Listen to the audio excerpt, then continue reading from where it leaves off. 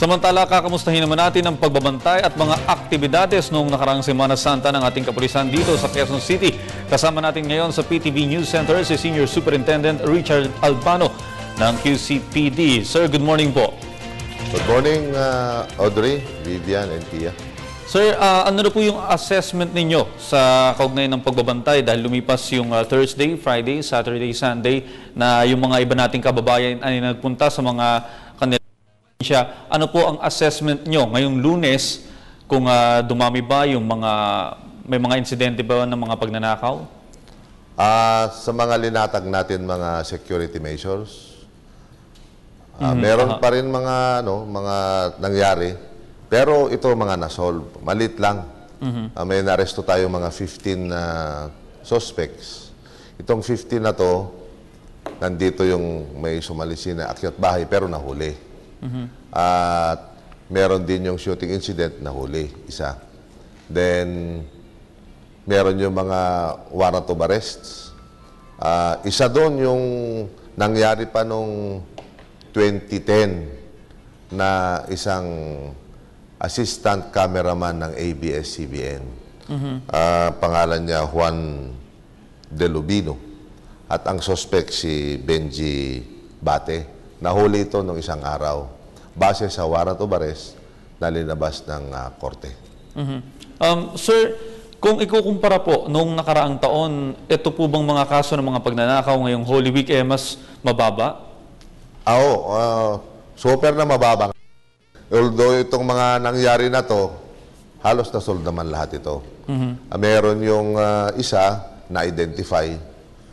Kung ikukumpara mo, balik ako doon sa tanong mo, napakalaking binaba. Dito sa marami naman tayong security measures na ginawa dito, yung bantay bahay lalo na. At active yung mga barangay tanod, yung BPSO, yung Barangay Police Safety Officer.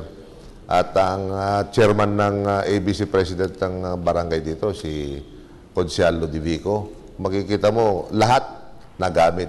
Ito ay tugon sa instruction din ni Mayor Bautista. Sir, yung sa may bantay bahay operation nyo po, bukod po sa pagbabantay ng mga bahay na iniwanan ng mga kababayan natin habang nagbabakasyon, sakop din po ba nito yung mga pagbabantay sa mga kalsada? Oo. Meron tayong, lalo na dito sa bus terminals, 89,000 yung umuwi papuntang south. At 2,700 yung vehicle na nagamit. So, iisipin mo, ito yung binantayan natin sa kanilang seguridad, lalo-lalo na doon sa mga bus terminals.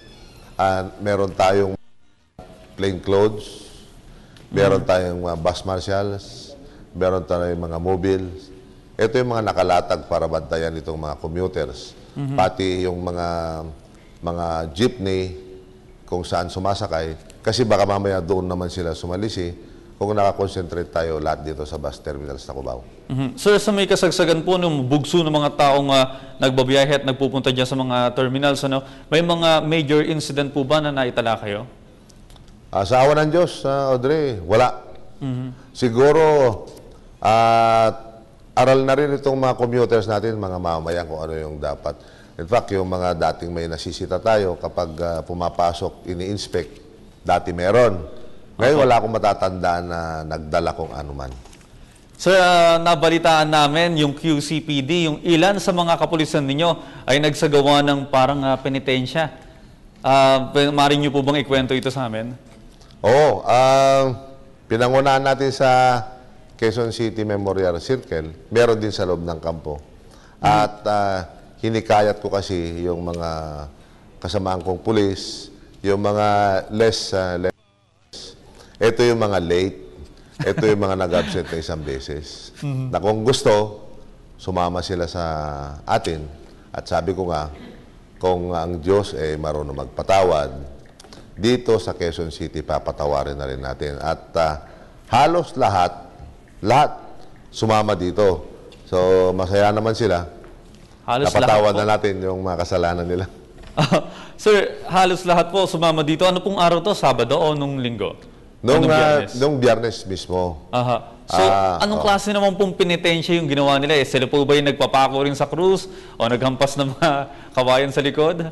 Hindi naman. Dahil alam ko, pinagbabawal na rin ng simbahan yun eh. So paano po yung proseso nitong penitensyang ito? Sasama doon sa Station of the Cross. Ipapasan okay. yung mga cross. Meron tayong 4, 5 na ginawa para sabay-sabay. Kasi nung sinabi natin yon, napakarami naman na sumama. Tapos tinatanong ko sa iba, may kasalanan ka ba? Sir, nag-absent ako ng isang araw. Ikaw, may kasalanan ka ba? Wala, sir. Gusto ko lang.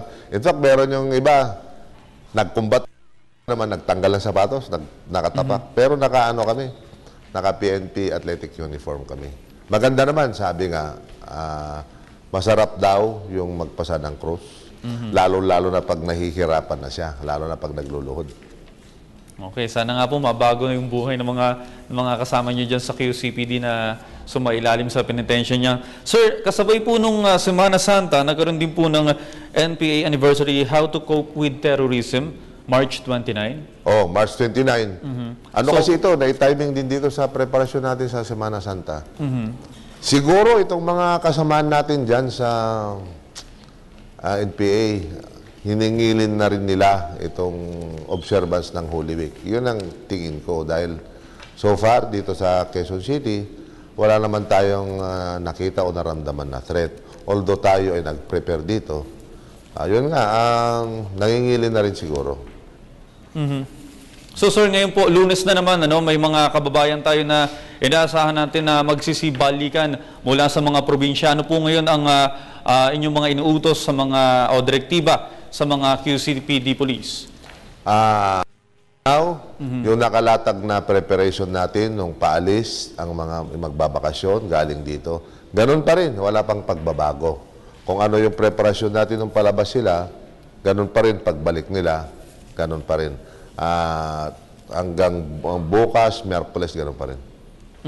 So sir, ano po ang aasahan natin ngayon sa QCPD ngayong buong maghapon para sa security measures? Kung ano yung nakikita nyo mga patrols, ganun pa rin. Habang kayo ay umalis, kami ang nagbantay sa inyo. Kayo ay pabalik, kami rin nagbabantay sa inyo. At pag mababa na yung alert natin na status, yung mga gustong mag-avail naman sa mga mandatory na 3 days na bakasyon ng mga pulis, pwede na rin. Okay. So sir, kailan ibababa itong alert status na ito? Ngayong Lunes din po ba o bukas pa? Depende sa pamunuan ng pambansang pulisya kung ano yung sasabihin nila. Depende yun, Audrey. Okay, maraming salamat sir. Nakausap po natin dito sa PTV News Center si Senior Superintendent Richard Albano ng QCPD.